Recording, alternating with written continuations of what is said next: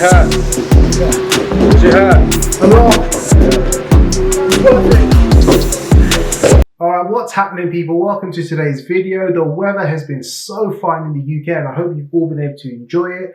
Alright, we've got a lot to get through today, including some of the training I've been doing leading up to next week's series of fitness challenges, all in the aid of the National Autistic Society and the Epilepsy Society. Full details on what I'm doing, why, and where you can support and donate those great charities is in the description below. You'll see the link to the Virgin Money giving page. Please support, show your love for these awesome charities. All right. I'm also going to be taking you through a few tips that I've learned in terms of being a BAME parent of a child that has autism and epilepsy. And yes, I am busting out, boom, the race card. Yes, that's not actually the race card. That's just a piece of paper that I wrote race card. Anyway, my point is that's coming out and I'm not going to be talking about it in the way that's going to make a lot of white people nervous. All right. It's actually going to surprise you.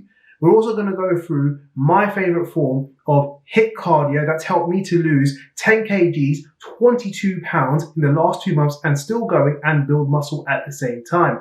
So it's the battle ropes. So you've probably seen these lying around in your gym, right? And you've probably seen them just flout around. People just leave them aside, all right? Or you've seen people using them and think, oh, that looks too hard for me. But don't be put off, all right? These battle ropes come in all different types. So the one I've got is the slightly lighter one and shorter. So it's 9 foot. They're 38 mils in terms of 38 millimeters thick in terms of the handles. You can get longer ones and thicker ones in the handles, which means they're a lot heavier and you're going to build more muscle when you do them as well. I've gone for the shorter ones and the lighter ones just because I don't have that much space in my home gym. And also I don't really want to bulk up too much, because really I'm looking to just be in a nice lean shape as opposed to losing weight and just being absolutely huge. All right. Now these are great for doing total body exercises. You can add on so many different types of exercises to the battle ropes. They've got their own unique ones where you can do the waves and the slams that you've probably seen me do in my previous videos, but also you can add exercises to them like the push-ups and the squats and the jumping jacks, and there's so much you can do. They're versatile and they're great for where you don't have a lot of time and you just want to get, you know, a bit of resistance in and you're calm. So I'm going to do these outdoors because the sun is out and it just reminds me of barbecue season and of being in Dubai and shawarmas. That might have something to do with the fact that I'm fasting, I haven't eaten in a while, all right? But let's just have a look at how you can use these battle ropes to have a quick workout, and I'll show you how many calories I burn using these, the different exercises.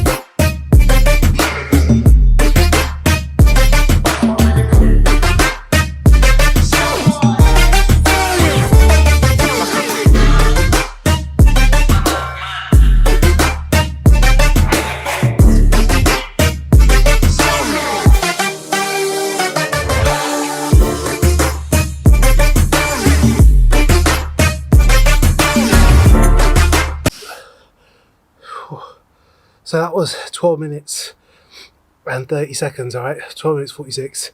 And all of that, you can see I'm out of breath already. Active calories, you'll see on the screen now, right? 153 calories. And total calories, so that includes when I was resting for those 30 seconds on off, 183, right? So you're talking about 200 calories almost in 12 minutes. That's insane. And you've worked nearly every muscle group in your body there, right, including your core. So these can be quite intimidating, I'm not going to lie. There are some people that don't have the strength to lift up even the lightest of battle ropes, and that's fine. I mean, you know, this is my preferred option. You don't have to do this. Other forms of HIIT cardio you can do, you know, whichever form of cardio you use, whether it's the spin cycles, the rower, the ski erg, even the treadmill, right? If you're in a condition where you can use the treadmill, then great. If not, I do recommend that you set the treadmill on an incline. So there's an incline setting that will make it go steeper, which means that your calves and your leg muscles are being activated a lot more, fighting against that gradient and gravity.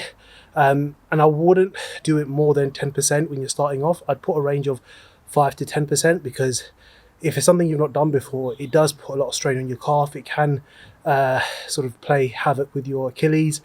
And in terms of speed, I'd say anywhere from 3.5 kilometers an hour to probably 4.5. Again, don't try to be a superhero and go super fast. That's not the aim, all right? All right, guys, so that's enough about the cardio. I want to go on to some of the things I've learned as a parent of a child that has epilepsy and autism, and also what it means to be of a BAME background, all right? More generically, in terms of what I've learned, and I hope that it can help you guys. With autism, one common thing that is reported by parents is the eating habits, and sometimes the child doesn't eat very often, and obviously that can lead to poor nutrition and poor health. So there's something which we realised through the help of some fantastic people that volunteer, and like the National Autistic Society, who do so much to help parents, okay? Something that we certainly benefited from is you need to microanalyze what your child is doing when your child is actually eating. Now, what that means is you need to go back to the basics of what does it mean to have autism. It's the way that people interact with the world, okay? So it's a condition that affects the way that people with autism interact with the world. And one of those things is the sensory element, the way that the light is, whether it's too dark, too bright, sounds, and also the texture, the color. Okay, all those senses play a part, especially when it comes to eating food. And one thing that we noticed after being given that advice was actually he eats food of a certain color, of a certain texture, but also the environment around him has to be in a certain way. And there was one other thing that we were told, and we always felt that when we gave our son options that we were doing the right thing. In fact, we were overwhelming him. Again, sensory. They're looking at all these different options. They're trying to take time to process what are all these things. So don't overwhelm your child. And also, when you put something in front of them, we found that actually we put something in front of our son, it took him a little bit of time to go and try it. He spat it out. You may find that the same very thing, but they might spit it out and push it away because they don't like it, or they'll come back to it, okay? You need to be patient with your child when it comes to this sort of thing, all right? And think about yourself. The last time you went and tried a new dish in a restaurant, you tried a new cuisine, you did something very innate to our nature, right? So the first sense you have is sight. You look at that dish, you look at the food, is it appealing or not? Then you will, whether or not you like the sight of it, the natural next step is, what does it smell like? And if you're feeling really brave and you don't like the smell of it, and even if you do like the smell of it, what you're going to do is you're just going to take a bite and you're going to taste it and the texture. These are all your senses, and you're doing it naturally. And those senses are more heightened and more sensitive for a child with autism. So just have the patience, microanalyze every little thing that is happening when they're eating, and it will probably help you. And I hope it helps you, because it certainly helped us. That's the advice we got, and it's worked for a good number of years. And hopefully that will work for you guys as well. If not, call the National Autistic Society. They can give you some great advice, because the condition varies person to person. Epilepsy. So if you have just received a diagnosis that your child has epilepsy, you will be worried in terms of, do you know when your child is having a seizure, particularly in the night, in the early mornings? Because I certainly, and my wife certainly, experienced walking into our son and finding him in a post-seizure state. So for those that don't know, after you've had a seizure, the individual is in this state, and it varies in terms of what that might be. So it might be anger, it might be drowsiness, it varies. Obviously it's not good either way, that state. But it broke our hearts that we didn't know that our child was having a seizure. So we went on the Epilepsy Society website, and on there it referenced seizure alarms and certain retailers that sell these. And I'm going to link down below in the video description the name of the retailer that we used that really helped us find the best alarm. And they're called Safety Systems Distribution. They're not paying me to say any of this. I am telling you through my own desire to help you, because it is scary when you get that diagnosis. It's just so hard to deal with. There's so many things to consider. You've got so many worries.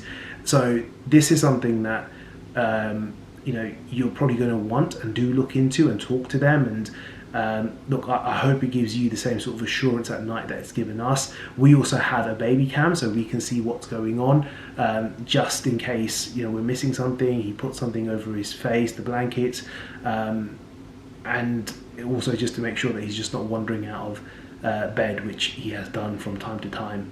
So I hope that helps. Next week I want to talk a bit about the impact on siblings when it comes to one of the children having a condition, and how you break that news, and the sort of mental health impacts that you have to consider for a child. We certainly did that with our daughter. So that's what I'm going to be talking about next week. You know, every week I'll give you something different, but if there's something specific that you want, please comment down below. And you know, DM me on Instagram at Adz-Up Fitness, and I'll do my best to respond to you and make a video where I see that there's enough demand for it. So that's epilepsy and autism individually in terms of what we've experienced. But collectively, there's really two things which get me as a BAME parent of a child with epilepsy and autism. And autism is something created by rubbish parents who can't control their naughty children. And where does that come from? And you know, there's a stigma almost attached as well to it. This stigma of somehow that your child is lesser because they have these conditions. They're an anomaly and we shouldn't talk about it. No, my child is no lesser human being for that. They can still do all the other things that a child could do without those conditions, right? Of course, the conditions can vary person to person, but for my son, he can do quite a lot, all right? And the whole thing of it doesn't affect us, we're Asian, it comes from looking at these charities that promote awareness around these conditions, and the face that you see is a white face. Predominantly, you are going to see a white face on the website, on the materials of these charities that raise awareness. And this is where I am going to bring up this, the race card, all right? Because let's be honest here, right? And I'm going to just tell you something, so just a little bit closer, all right? It's not white people's fault. It's our fault. It's our communities that somehow don't come forward, that don't accept that we have these conditions and actually talk about it. If you actually look on the website of the National Autistic Society, and they talk about the BAME community, how there's more research needed to understand that. But the reason why there's more research needed is because we're not coming forward, we're not accepting it, we're not talking about it. So please, right, to benefit those that are living today and those to come in the future, guys, let's talk about it. Comment down below, message me, go to these charities, talk to them. It's going to help. All right. We need to remove the stigma that for some reason a person is lesser because they have these conditions. We got to cut this crap out. All right. They start thinking, oh, they're not going to be able to get married. Oh, they're not going to get a job. They're not going to give me my grandchildren. Because if we don't come forward and join all these discussions and understand more about these conditions, we're never going to improve these things. And unfortunately, there are people out there that are suffering in this silence, in this stigmatized, ostracized silence, which is so unjustified and stupid. Let's start the equality within our own communities first, all right? I'm not saying every one of us is like that, but there is a proportion that is. And we need to educate them as well. We want to do it through this channel. Start that dialogue, and there'll be people that don't like it. And like I said, I do not care. What I care about is advancing human health understanding and understanding of these conditions.